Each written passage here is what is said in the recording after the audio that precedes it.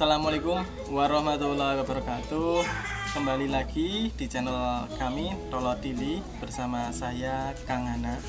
Nah, kali ini kita akan membahas mengenai gimana caranya biar kita bisa membuat batik. Nah, itu sebetulnya tidak sulit, teman-teman. Tidak sulit ya. Ada yang tanya kemarin, saya itu sebetulnya nggak bisa gambar. Gimana caranya biar bisa membuat suatu batik, suatu karya batik.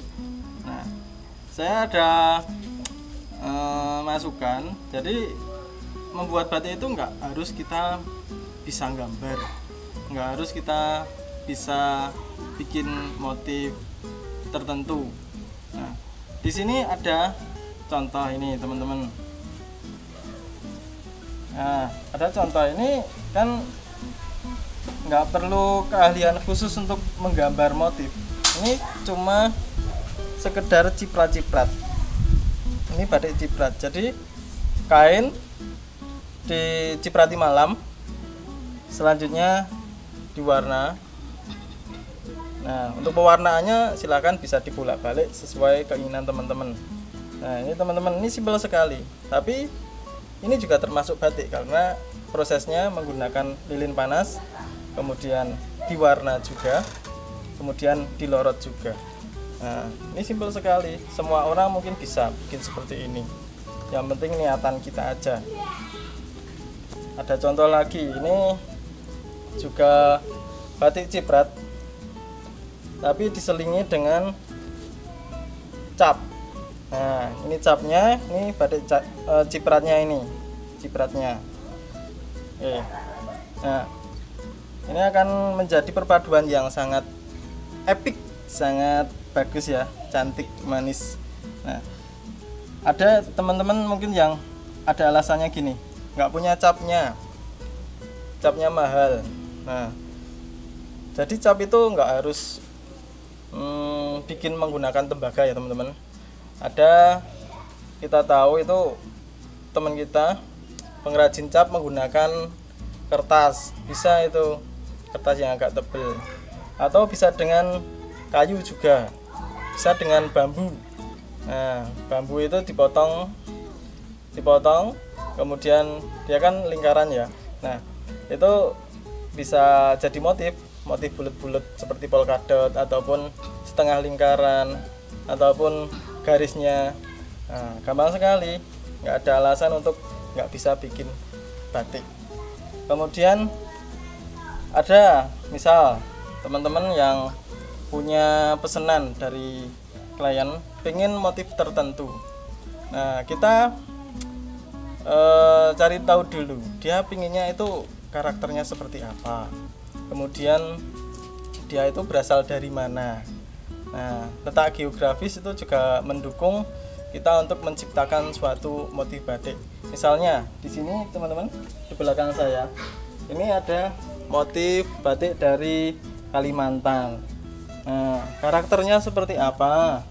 Nah, di Kalimantan itu kan ada burung, namanya burung enggang ya. Ini burung enggang. Ini juga, kemudian ada menara api atau tugu api, tugu obor ini disisipkan di sini. Kemudian ada pakis, ada udang. Nah, ini permintaannya pemesan, tapi dia itu cuma ngasih apa ya, ngasih clue ya. Kalau di Kalimantan itu ada enggang, ada udang, ada pakis, ada menara obor, dan lain sebagainya. Nah, di sini saya tinggal nyusun. Kemudian warnanya seperti apa? Dia juga pengen warnanya cerah ataupun gelap, itu bisa kita akali. Kemudian ada juga di sana itu pesanan dari rumah belajar. Nah, ada logo rumah belajar itu. Kemudian motifnya saya bikin sendiri, motif pendukungnya. Misal di situ ada lunglungan, kemudian teruntum, Nah, itu saya bikin sendiri. Yang penting kan karakter dari pemesannya ada, logo itu. Kemudian ada juga ini dari sekolahan teman-teman, dari sekolahan SMK. Nah, SMK itu pengen punya motif batik khusus. Nah, saya tanya jurusannya apa aja. Ada tekstil, ada perhotelan, ada DKV, ada akuntansi, perkayuan. Nah, ini di sini ada ini misalnya kriya kayu, ada motif seperti akar.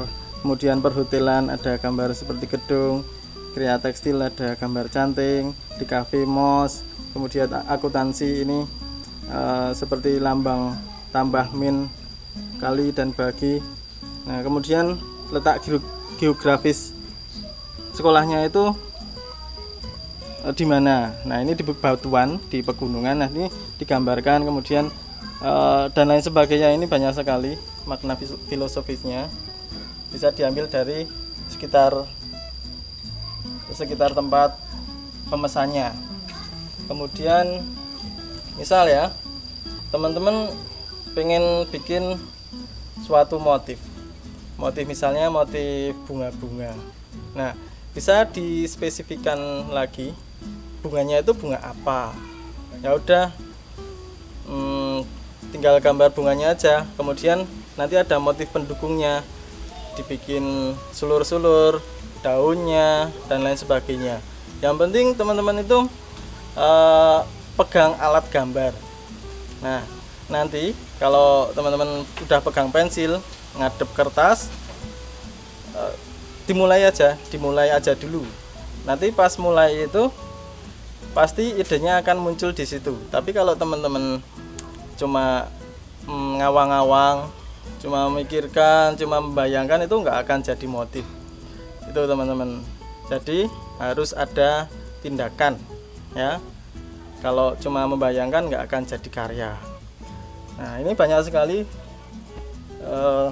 motif-motif permintaan konsumen kami.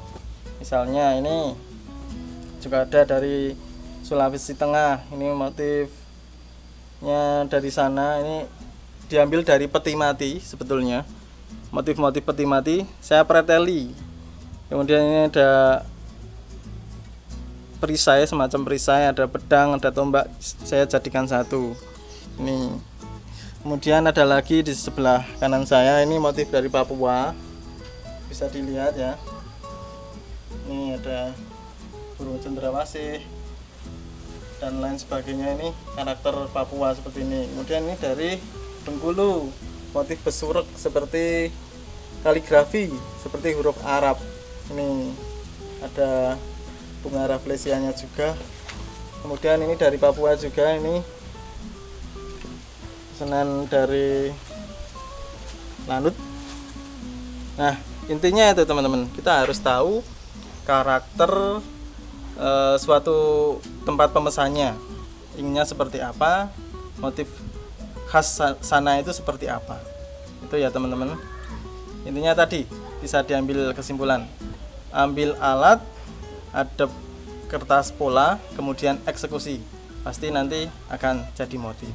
Oke, itu aja teman-teman, tips dan trik dari saya untuk membuat suatu batik. Jangan dipikir sulit pokoknya, yang penting kita eksekusi. Oke, itu dulu dari saya. Sampai jumpa di lain kesempatan. Jangan lupa kasih like, kasih subscribe, komen yang banyak, dan share. Bye bye.